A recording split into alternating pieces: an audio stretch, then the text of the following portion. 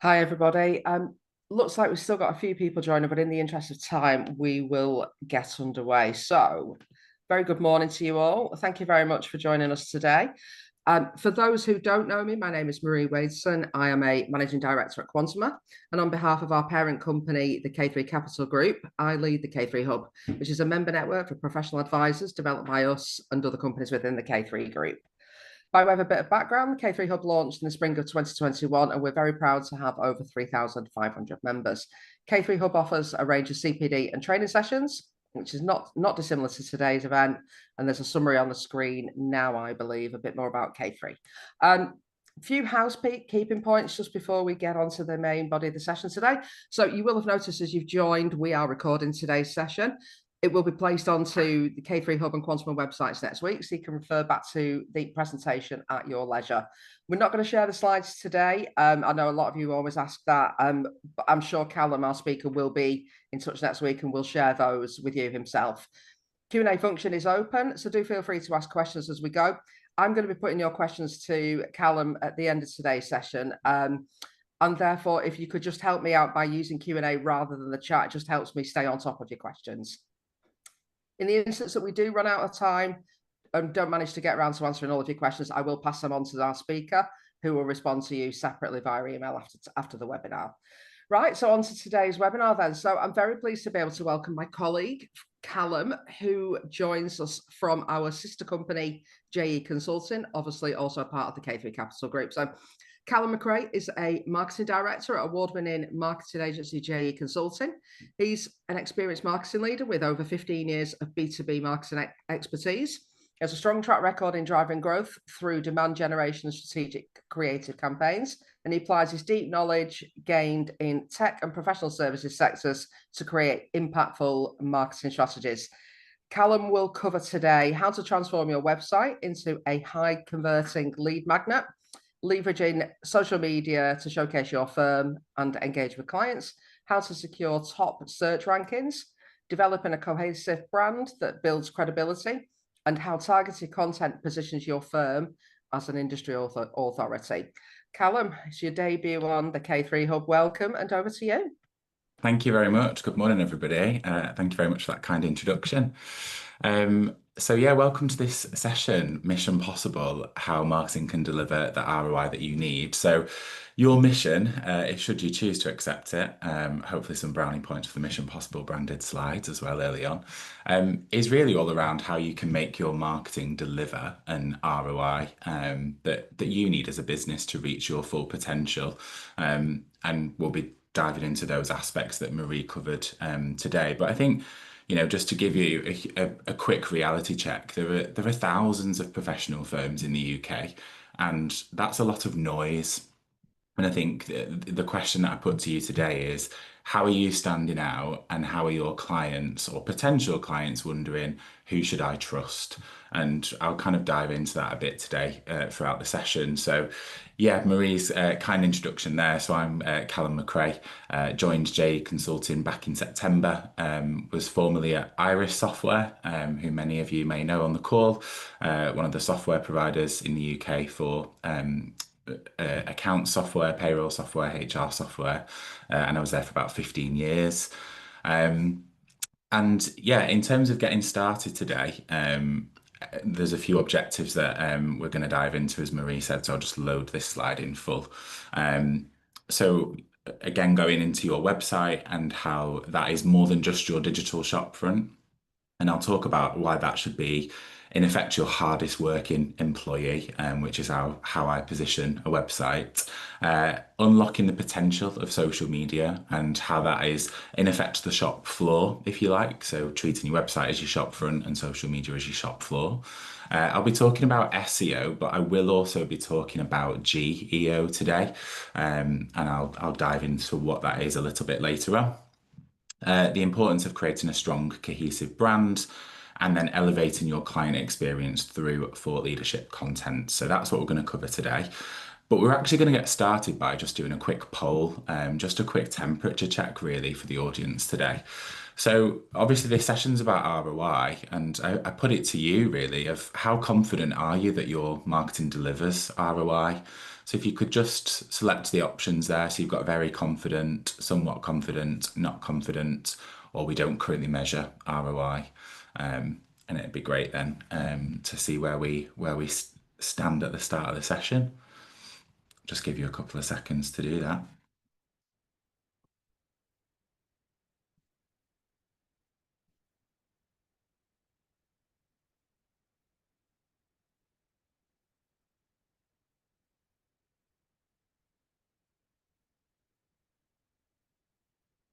Okay, so 36% not confident, 34% we don't currently measure ROI, 23% somewhat confident, and 7% very confident, which is very interesting. Again, hopefully, today's session will give you a bit more confidence into how you can go about measuring that ROI. But yeah, that's really useful to see. So yeah, thank you for taking the time to fill that in. So let's dive right in. So the first one. Let me just build this slide. So, first up, we're going to talk about your website. Now, here's the kicker: 75% of people judge a company's credibility based on its website. So, not your reputation, not your expertise, your website. And that came from Stanford, and they did some web research last year. So, again, I think it's really important when you think about that in terms of thinking of your own website. You know, if you go on your website now, what's that first impression that it leaves? Does it give that you're professional, traditional, modern? Is it an outdated site? Again, that statistic that 75% of people will judge your website alone, or judge your company's credibility based on your website alone. And if your website takes more than 3 seconds to load, the statistic from Google is that 40% of people will leave immediately. So again, quite a good background check just to maybe do in the background whilst you can hear my voice going on, is to check your own website and just do that quick check. If it takes more than 3 seconds to load, the stat is on average 40% of people will leave immediately. So I've talked about it being a digital shopfront, but your website isn't just the digital shopfront. And I always like to describe a website as your hardest working employee. And the reason I say that is because it works 24/7. But the problem with that is that too many websites feel like a relic of the early 2000s, shall we say, for a better phrase. So again, as I said, hopefully you've pulled out your phone or you've got a Google browser open. But the first thing to do is check that your website loads quickly. But also as a check and as a bit of a mini task actually, is for you to grab your smartphone, check your website now on your mobile device, because again, there's a huge surge now in mobile traffic, mobile first traffic. So it's important that your website is easy to navigate on a mobile phone. And you'd be surprised the amount of firms and businesses that we speak to whose website isn't optimized for mobile. So again, if you put yourself in, a user experience, and if you're going on a shopping website, for example, you want to be able to scroll and navigate through that website quite seamlessly. So again, just do that quick check now to see how your website for your business looks on a mobile device. And I think some questions to ask yourself immediately there is, can you immediately tell what your firm or business does when you land on your website, as in on your mobile phone or on your website? And when I say immediately, that's above the fold, so you don't have to scroll, as in, can you land on the website and quite clearly see what your business does? And if not, maybe just jot down one improvement that you could make there. So the question that I get asked quite a lot is, what makes a website high converting? And it comes down to, I have a rule of three. I like things in threes, as you'll probably establish today. So the first point to cover off there is clear messaging. So back to that point of, visitors should immediately know what you do and who you serve. There's nothing more frustrating than going on a website and having to scroll for that information. So again, clear messaging is really important. The second one is having a strong call to action. Now, what I mean by that is most people come into your website are going to know what they want to do before they even immediately land on your website. As an example, schedule a consultation, book a call, contact us. So when you land on your website, again, thinking of that first section above the fold before you even have to scroll, the question that I would say is there a call to action? Is there a button that takes you to a contact form that is a phone number that you can click and call? Is there an immediate call to action? It could also be something like downloading a guide. It could be that you're giving some information away. But the question there is there a clear call to action? And that's very, very important because again, most people have that intent when they come to your website. They've got a very clear goal in mind of what they want to do. And the third, as I've already touched upon, so 60% of web traffic currently on average comes from mobile devices. So your website needs to work seamlessly across mobile phones, tablets, iPads, etc. So again, a very, very important thing to make sure that your website is mobile optimized. So whenever we speak with clients or potential clients, I always like to describe the website as the foundation of your digital presence. And I think if we rewind maybe 5 years ago, there was a lot of businesses and professional firms who thought it was quite forward thinking to have a website, and now it's a necessity. It should be a lead converting engine for your business. And I'm quite surprised the number of firms that I actually meet who say they get minimal inquiries through their website, because it should be the complete opposite. It should be an always on lead engine. Again, back to that hardest working employee reference that I mentioned. But I always like to depict the website as the foundation of your digital presence. And what I mean by that is if you're then focusing on, let's say, the other objectives that I'm going to cover today, all roads ultimately lead back to your website. So whether it's a social media post that then is driving traffic to your website, whether it's a piece of content that is maybe gated on your website, you're still driving all this traffic to your website. And if your website isn't set up for conversion or it isn't set up for success, it's your fastest route to failure. So before you even start all the other elements of marketing, it's making sure that your website is set up for conversion and is optimized for that great user experience. So the second objective that some stats actually before I do move on. So again, what's quite interesting here is I think from a website perspective, it's always been seen as, yes, that lead gen tool. But I think now more than ever, it's also the talent attraction tool. And I think for years we've often spoke around this talent shortage, in professional firms amongst accountants and lawyers. And 65% of job seekers are going to check your company's website, and 67% will actually go to your careers page if you have one. It's actually one of the most popular pages that you will find, usually, like the meet the team or the careers pages. And what's important with that is that your website clearly shows who you are.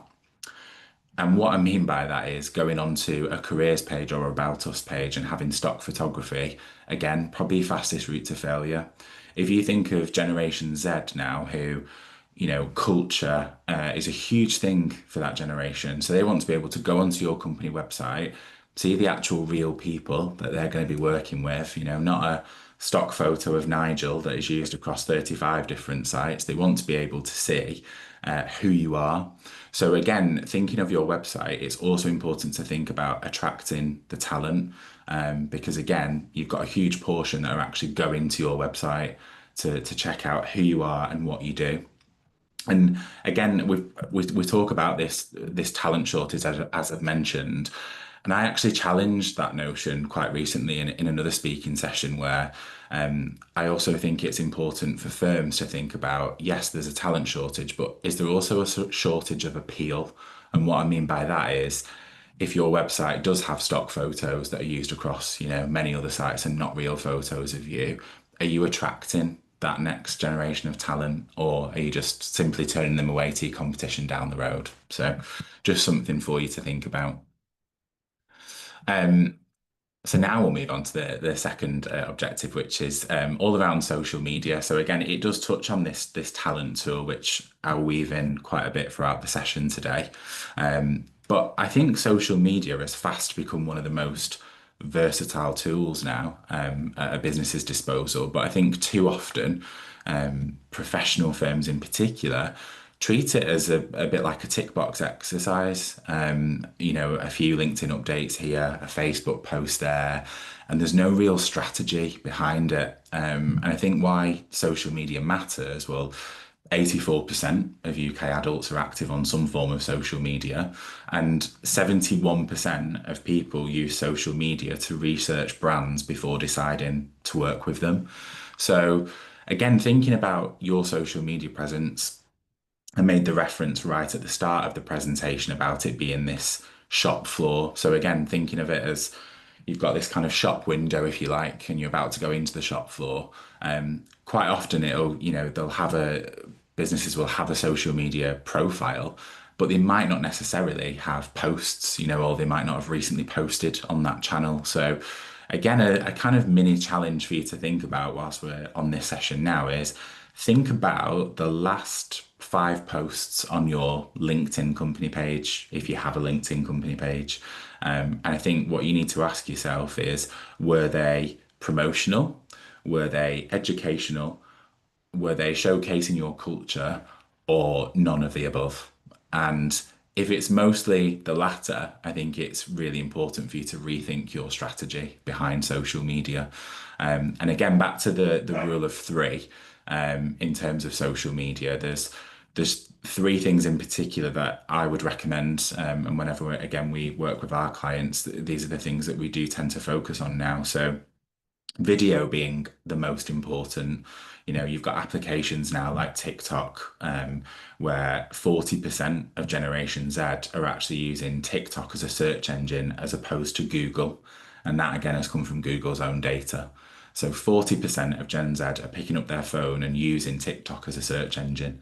And that's because we as consumers are now digesting a lot more video content, YouTube, TikTok, Instagram. And videos tend to get about 3 times more engagement than static posts on LinkedIn. So if you are posting a video, and the same across Instagram, typically you will see more engagement.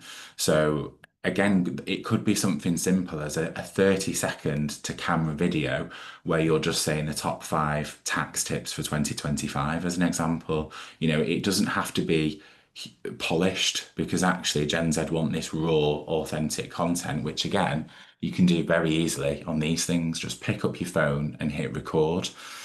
The second point, I've already really touched upon it, but it's showcasing your culture. Again, Gen Z, millennials, most people now are turning to a business's social media to actually get a feel for what the culture is. Is this a business that highlights employee milestones, for example? Are you celebrating somebody's 5, 10, 20-year anniversary at work, as an example? Do you do, social events outside of work? And if so, that's an opportunity to share that on social media to just start to show this personality that you've got as a firm, and as a business. And also, if you do anything for community and giving back, that's really important to make sure that you're sharing that on social media. So again, showcase your culture would be one of my top tips around that. And the third comes back to consistency, and consistency probably in 2 ways. So great if you're starting to post on social media, but I would recommend you need to be doing that 2 to 3 times a week on your company social media page minimum, because if you post something on LinkedIn today, it fast becomes yesterday's chip shop paper. So it's very important to make sure that you've got an ongoing strategy where you're consistently posting. But also, when people engage with your content, it's making sure that if somebody comments, that you respond to comments. Because if you do that, you'll quite often find that that person will re-engage with your next post. So that could just be liking it from your company account, responding from your company account, and making sure that you do engage consistently, is very important. Um, so yeah, that would be my advice for social media. The third one that we're going to touch on is all around SEO and visibility. Now, I did mention that we're also going to talk about GEO, which I will explain a little more about in a few slides' time. But quite often we do get, a lot of firms who are wanting to do SEO, and not many people actually know what it is. And it's search engine optimization. So, in effect, what it means is it's basically how people find you. So, for example, if you go onto Google now and type in, I don't know, top accountants in Manchester, you need to think, are you being seen? Are you showing up? So it's all about how you get seen and visibility around how you get found. So if we bring SEO a bit closer to home, if you think about this, when somebody searches for your business, they're probably adding their town or their region, or maybe saying, if you go onto Google, quite often you might say, restaurants near me, bars near me, for example. And it's no too different for your clients who are going on to search accountancy firm in Sutton Coldfield, as an example. And if your firm isn't showing up in those searches, you're missing out on potential clients, is the long and short of it. And the reason behind that is that 75% of people never scroll past the first page of Google. Again, if you go on your smartphone and you're searching for information, how often is it that you're scrolling past the first page of Google? Probably very rarely, because you'd like to think that you are getting the information on that first page. But also, 46% of Google searches are looking for local businesses or services. So that's a huge proportion, of search that is going on to really drive local businesses and local services at search. So again, if your business isn't showing up on page one, you're basically handing business to your competitors. So, and again, quite often I'd say this perception with SEO that it's like this magic click that we can just switch it on and magically it starts, sorting itself out. And we did a previous project actually when I worked at Iris, and we started to look at some keywords that we obviously wanted to be known for around, payroll software, AML software as an example. And we kicked off an SEO project, and I always set the expectation you do need to give it a minimum of about 3 months. It's not just this kind of switch it on and off you go. It does take time because obviously there's hundreds, thousands of businesses that are also trying to rank at the same time. So it's also an ongoing piece of work. It's not just a kind of we're doing SEO, that's it, off we go, it's done. It's an ongoing piece of work. But yeah, the easiest way that I can describe it is imagine you're on the high street looking for a solicitor or an accountant, and there's two offices. You've got one that has a clear sign, open door and contact details on the shop window displayed, and you've got the other one that has no sign, locked doors, and no way to get in. Which one would you visit? And it's obviously the first. But SEO is in effect your digital shop sign. So if you're not showing up or it's unclear, the clients won't find you basically. So again, back to rule of three. The first simple thing that you can do for SEO, which again, a lot of businesses don't do, if you Google your business now, quite often on Google, you'll see a Google profile on the right-hand side appear, and that's your Google business profile. If you've not already, make sure that you have claimed your Google business profile. But also, it's important to make sure that's up to date with your location, your services, your contact details, your opening hours. And the reason behind that is that Google will favor businesses that provide clear, up-to-date information. But not only Google, ChatGPT and other AI search engine providers, which I'll talk about in a second. And again, the second thing with SEO is thinking about what keywords do you want to be known for? So as an example, accountants in Sutton Coldfield, or accountants in Manchester for construction, thinking of what is it that you want to be shown up for on search results, because it's obviously not going to be everything. So it's about picking those keywords and making sure that you're showing up in front of them. And the other thing that does help with SEO and GEO is Google reviews. And it's, again, it sounds like a really obvious thing, but it's that social proof. So again, if you Google a business, the first thing that you'll see is that Google profile and the star rating. If something's, 3 stars out of 5, you start to question it versus something that's 4.8 stars out of 5. So positive reviews not only boost your credibility, but they do increase your ranking on Google. So um, I would say as a top takeaway, if you're not already doing this already, think about that advocacy strategy and how you're getting Google reviews from clients.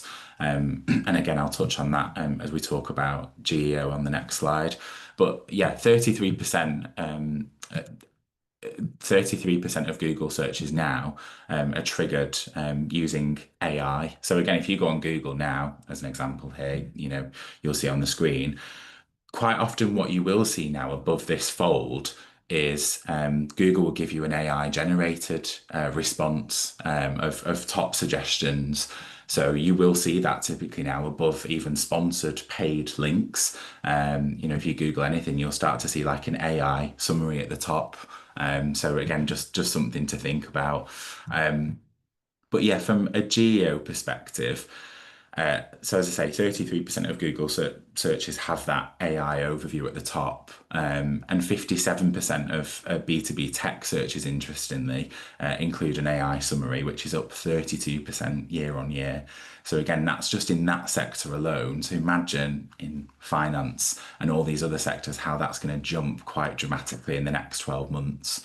But when AI does show up, so again at the top where you see that AI generated um, responses at the top, your organic clicks to your website on average are going to drop by about 54%, because quite often than not now, what businesses and what consumers are doing, and again, probably you're no different, is that when you Google on your phone and you see that AI summary, you're not even scrolling to see anything below it. You're just going to see what it says. So I don't know, top solicitors in Birmingham as an example, and you might get, your top 3 recommendations at the top in that AI summary. Again, you're going to start to see a decrease now in clicks organically because of this AI generated search. And that's because 60% of searches now end without a single click. So your site might not actually be visited for those keywords. And that's where we're seeing this huge shift from ChatGPT becoming a search engine.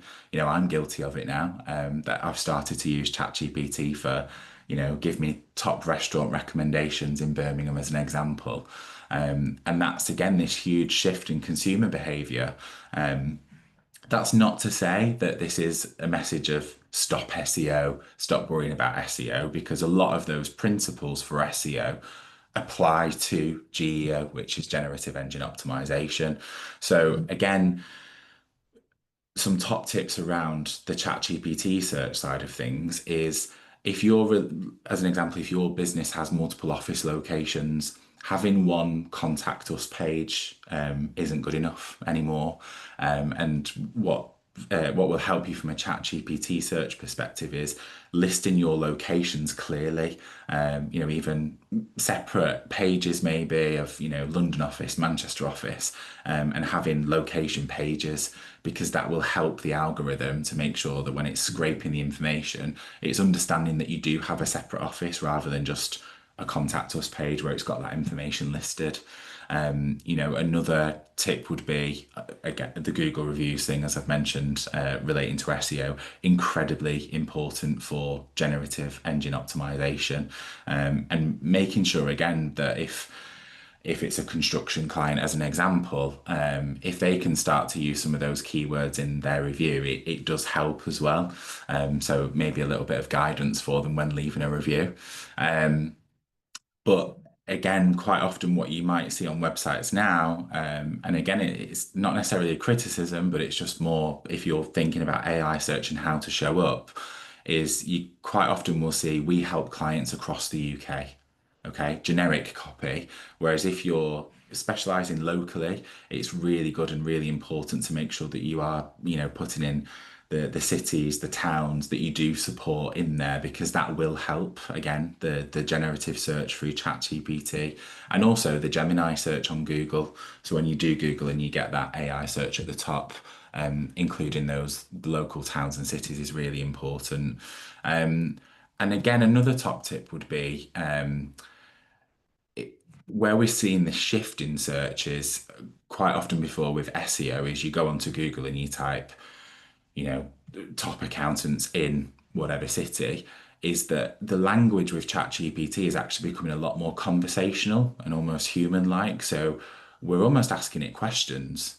So what is a really good idea is maybe on blog content that you're producing for your site, is to start adding in some FAQs into each of those blogs. And if you do that, what it will do is if for example a potential client of yours is going onto ChatGPT and asking a question, if you've answered that question on your blog, again, you've got a higher chance of being listed, because that's the first thing it does, is it's scraping to find the answer to that question. So yeah, the top takeaway for your marketing team back at your business, if you have one, would be to think about, for a blog that you're putting on the website, what are one or two questions that you could also answer in like an FAQ format, just as an example. Um, so yeah, conscious I've touched on that one for a little bit, but I really wanted to add in that distinction of GEO and SEO. Now the next one is brand. Now I particularly like talking about this one because my partner, when we first met and I explained that I worked in marketing, he basically often describes marketing as colouring in, and I think that's how many perceive brand to be, which for anyone who works in marketing, as you can imagine, is a bit of a red rag to a bull. But I think it's clear for me to get across that branding isn't just a logo. You know, all those exciting bits do come, but it's really it's everything summed up in terms of how your business looks, sounds, and feels to clients. Now, imagine you're in a city that you've never visited before, as an example, and you're looking for a coffee and you spot the famous green circle with a mermaid on it. You already know that it's Starbucks. You already know what to expect. You already know what the coffee is going to taste like, and you already know what the staff are going to be like in some cases, and maybe in some cases how the store will even smell, you know, as an example.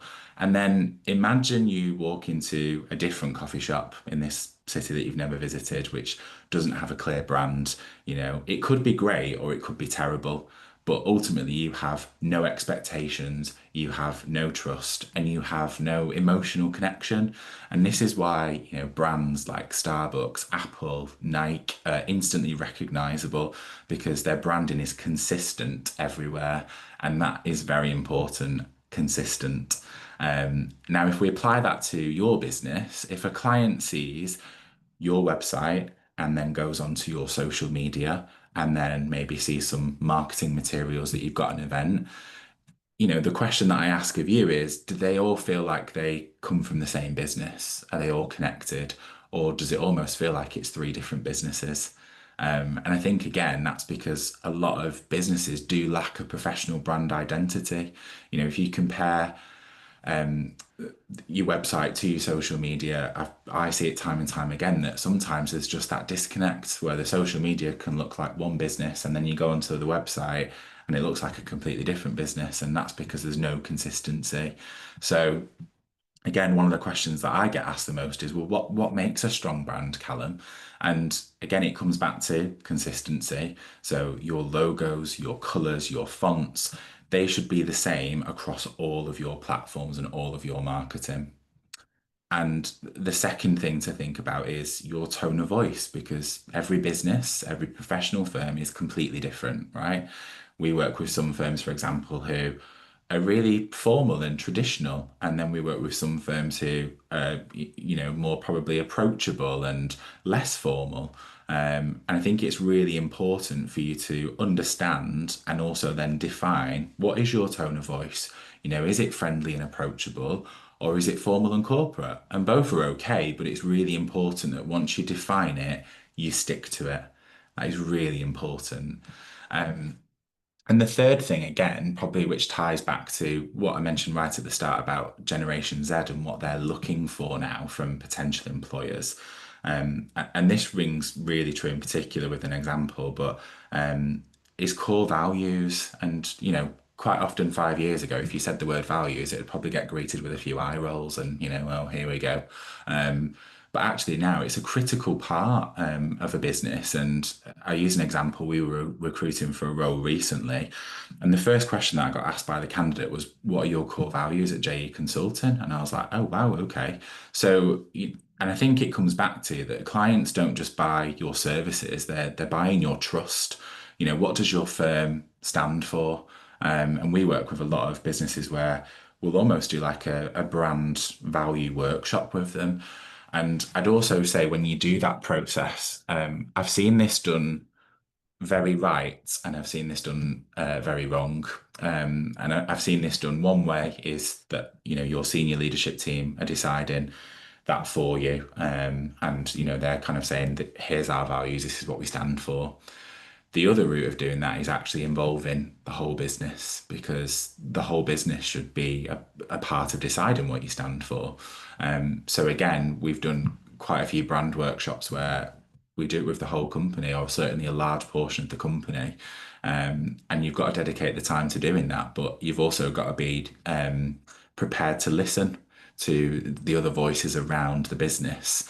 And it's a really important part of doing that because in the greatest of respects, three people in a boardroom deciding here's our core values is probably not the right way to do it. Versus getting your whole business involved and deciding this is what we stand for. These are our core values. That sends a much more authentic message, externally. And also, Gen Z can see straight through if it's authentic or if it's not. So again, core values are really, really important. And I think, ultimately that comes down to that branding builds recognition and trust. So if your branding is all over the place, so is your reputation, to be quite honest. So my advice would be, start small. If you've not already, one thing that it might be worth exploring is how to get some brand guidelines. Define your colours, define your fonts, define your tone of voice, and then make sure that you are consistent with it. Okay. And last but not least, in terms of the objectives, so content, hugely important when it comes to marketing, and I'm going to touch on it in the sense of a funnel. So we've got awareness, consideration, and decision. Now, with content, 70% of decision makers say that thought leadership content makes them more likely to work with a business. And there's some really great stats out there that show that firms that publish blogs generate 67% more leads than those who don't. So again, some really punchy stats that hopefully hit home with you.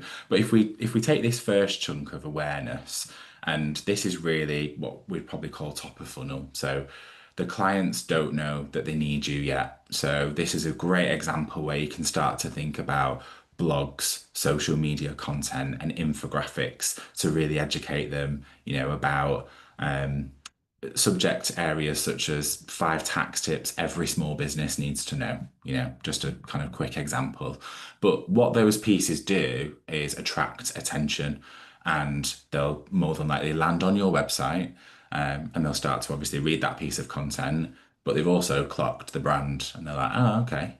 So then next, when that pops up, they've got that affinity, they've got that connection, going back to the previous point around brand. And then really what you then start to see is this next phase of consideration. Now, this is where I'd probably the easiest way to describe it is that clients are weighing up their options, right?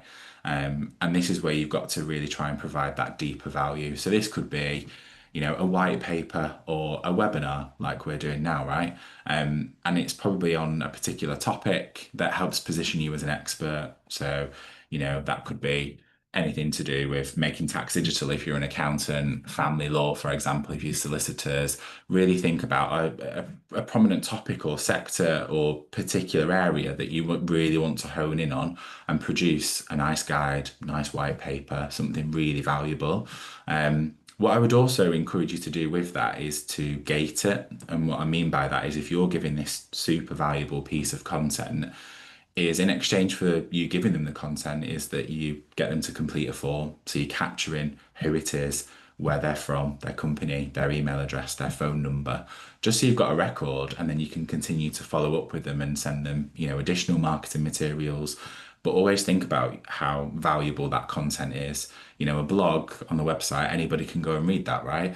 But a white paper that's maybe 15 to 20 pages and has taken a lot of time and effort, maybe think about gating that because it's an incredibly valuable piece of content.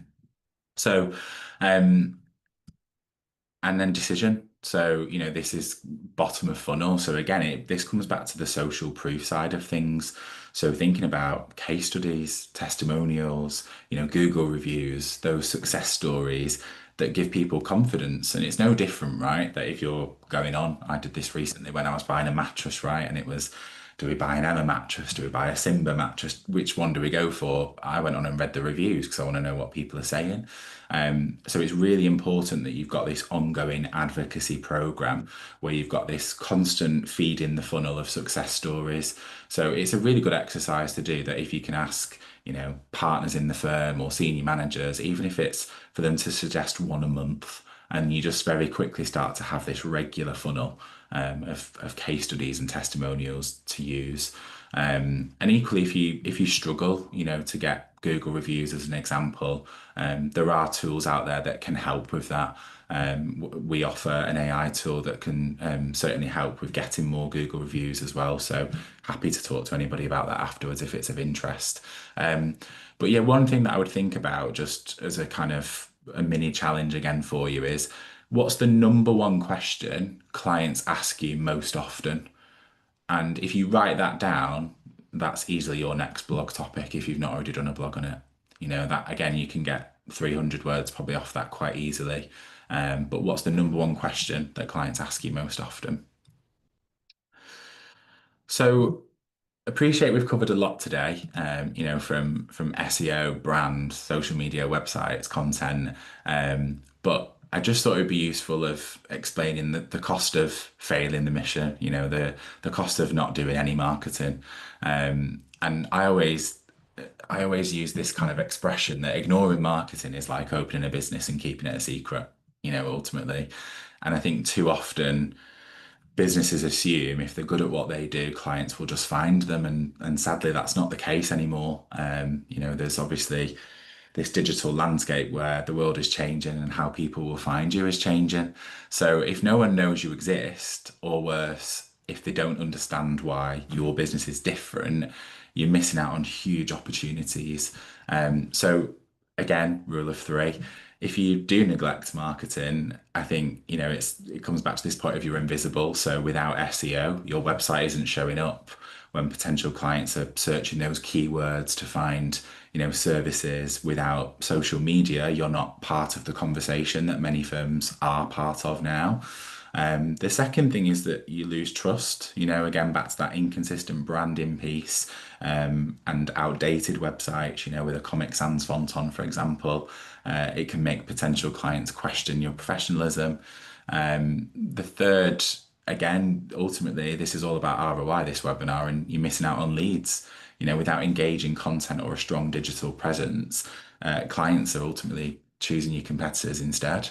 And that's the reality, I'm afraid. So again, this session is ultimately about ROI. So I wanted to put some top tips on here for you. I think the first point is, if you see marketing as an expense, you'll always look for ways to cut it. And I always remember this statement came from one of the first CMOs that I worked for.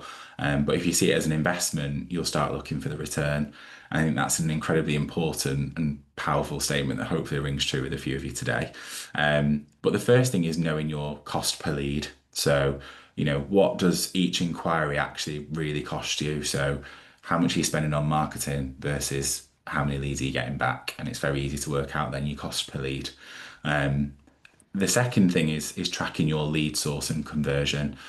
And that probably links to point number 4 is, if you're not already, make sure that you've got a CRM in place, even a very simple one, because you can't manage what you don't measure. And equally, if you're starting to capture where you're getting leads from and then tracking the value of closed won business from said leads, you start to know which levers you can pull and which ones you can turn off. And it's a very important thing to understand that, because otherwise you're effectively marketing blind. So again, really important, those 2 points. And the third, I always think, is a really important point to make. And again, this comes from my background in tech, right? I think marketing, you quite often measured for that first year return.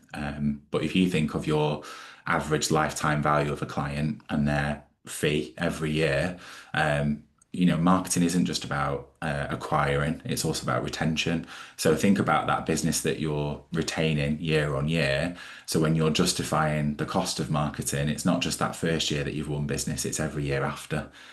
So again, a really important point to remember. And then the last point is really, well, the most expensive marketing is doing nothing, to be honest. And I think this feeds very much into a lot of professional firms have historically got a lot of work from referrals. And I don't think that will ever necessarily change. But hopefully a few of the points today have just given you a bit of food for thought. So I think we've got one last poll before we head to Q&A. So again, we've covered a lot today, but what's the one thing you're now feeling motivated to act on first? So there's a few options there. So your website, social media, SEO, branding, content. Which one is it that you're going to hopefully take away and get acted on first? I'll just give you a few seconds to fill that in.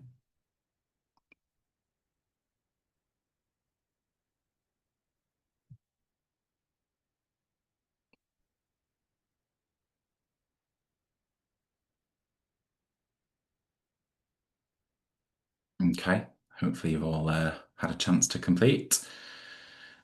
Okay, social media content, number one. Interesting. Content, social media, SEO. Great. I mean, it's good that there's a mix and there's no silver bullet, because again, that makes me happy, because there's never a silver bullet and it's very dependent on your business and your firm. Yeah, thank you for taking the time to complete that. So as I mentioned, obviously I'm here from JE Consulting. So we work with about 150 professional firms to support them with their marketing, whether that be plugging ourselves into, existing marketing resource that you might have internally, but maybe have gaps in skill sets, or in most cases, it's treating us as your fully outsourced marketing team. So feel free to connect with me on LinkedIn. And as Marie said, I'll probably be following up with you all anyway, post-webinar. And then the last thing, as I mentioned, with the GEO ChatGPT section earlier, we are actually running a webinar next week. Even if you can't attend live, if you register, you'll get the recording. But this is specifically around how to use ChatGPT to win new clients. So I'll leave that QR code on the screen for a few seconds just to give you a chance to scan it, and feel free to sign up. But yeah, otherwise, I think that leaves me to hand back to Marie, and we'll go to any questions that anybody has. But thank you very much for your time this morning. Thank you very much, Callum. That was super. Lots of really very valuable material in there for everybody, I'm sure. We have got questions coming in, so I'm going to dive straight into those. And I'm just going to tackle them in the order that they've come. So we've got some questions around the online reviewing platforms. So Trustpilot, FIFO, there's multiple out there. Yeah. Positive reviews on these types of platforms help with Google rankings. So they will help, and I think probably the two most common are Google reviews and Trustpilot. And again, Trustpilot will, and all of those will help you GEO ranking. So again, if you're searching, the two most common that we probably see come up are Trustpilot and Google reviews. They do help. Obviously, Google reviews have a stronger play on your Google ranking, obviously because of the search engine. But Trustpilot really important. And again, the Trustpilot star system and that kind of advocacy tool, it's great to have that on your website again as that social proof. So again, I'd say do both if you can. Minimum Google reviews, but definitely start leaning into Trustpilot. But yeah, they definitely do help. Okay. So I guess following on from that, then, is it important to have almost a program or a regularized program of seeking reviews following, the delivery of a matter for a client, for example. Yeah, 100%. And I think it's a really good point, Maria. There's probably key moments within your business where you realize now's a really good time to ask clients to review, whether it's a matter or a case closed, or, if you're an accountancy firm after self-assessment season, or, after accounts year end, there's probably suitable milestones. A lot of firms do struggle with actually the resource or the time to go and ask for the reviews. And I did mention a tool before, and we actually offer it as a service at JE that it's basically a tool that can do that work for you. So as long as you've got the data, this tool can do the heavy lifting and the outreach. And they Right. basically go into an automated program where it kind of does that heavy lifting for you, because understandably it does take time as well. But yeah, I definitely recommend having an ongoing advocacy program. Fantastic, thank you. Moving on to content and particularly around video here. So the question reads, in your view, how essential is video content? And then in brackets, sitting alongside thought leadership content for driving leads. It's critical, to be honest. So yeah, thanks for your question, Louise. I think it's critical. Again, we're in this world where, as I say, TikTok, Instagram, YouTube, that they all have a place. And I think previously it was very much guides, white papers, very much the written digital content. Now we all learn in different ways, right? Some people prefer to watch a 30, 60-second video and, get a short summary rather than reading. Some people prefer to read. So I think both are incredibly important. But video, there's a lot of, I'd say, newer businesses that are being set up, particularly in the professional services space, where they are leaning very heavily into video. And as a result, they're winning a lot of work from it. So again, just thinking about those top tax tips or whatever it is, the quick, easy, digestible content. But yeah, I'd say it's critical. Okay. You've talked a lot about Generation Z and their preferences. Mm. So what about the other generations? What do Mm. they like? What are their preferences? Yeah, it's a really good point, right? Gen Z, I think the reason that I called them out is by the end of this year, they're set to make up more than a third of the workforce in the UK. So that's a huge percentage. And it probably then touches on the point that I made previously of everybody learns differently. So I think, as I say, having a website just isn't enough. But equally, to that point, people respond differently to different things, and I think we've seen this huge resurgence in direct mail, so postal marketing, because if you're like me, if you open your post box and you get a leaflet or a letter, you're like, oh, who's taking the time to write to me? So, excuse me. So I do think that maybe some of the more traditional methods are seeing a resurgence because people are responding differently. So I would say for social media, it's really dependent on your client mix. Not necessarily about you as your individual. Think about your clients and where they're showing up. They might not be showing up on LinkedIn, for example. So if they're not, don't waste your time there. Focus on Facebook, Instagram, and ultimately show up where your clients are. But it's a really good point, Paula. I think there's no silver bullet, and if you can try and spread your marketing efforts across multiple channels, that would be my advice. Perfect. Thank you. Right. So into websites now then. So question reads, do you think a website should have whole team details or just the partners slash directors? Whole team, 100%. I think if you think of your partners and directors and you think of your clients day to day, do they have contact or communication mostly with you or the rest of your team? Probably the latter. So it's really helpful to go on your website and just see a picture of that person, put a face to a name. Again, it's great. I quite often do that now. If I'm speaking to somebody, I'll go and look them up on LinkedIn or I'll look them up on the website. Again, it's just putting that face to the name. So I think that the businesses that are standing out are the ones that are embracing, again, that whole team. So going on a meet the team page where you can just do that and meet the whole team. So yeah, I definitely say the whole team if you can. Lovely, thank you. Another question here reads, is there a percentage split that's ideal between promotional, educational, and cultural with regards to social media posts? Yeah, great question. So, as I said before, it comes back to consistency, and I think 3 posts per week is ideal. So I would say one of each. So you've got one message that goes out that is I call it promotional, but is effectively marketing your services, therefore promotional. Something that's educational, as in you're giving value to the audience. That could be one post a week. And then the third could be something cultural, as in, employee milestones, work anniversaries, etc. So I'd say that's your three. If you try to do one post a week, hopefully that'll be your formula. But equally, it isn't formulaic, so that formula might not work. So it could be that you might find you get better traction doing two culture posts a week, but I'd say use that as a starter for 10. Oh, you're on mute, Marie. Sorry.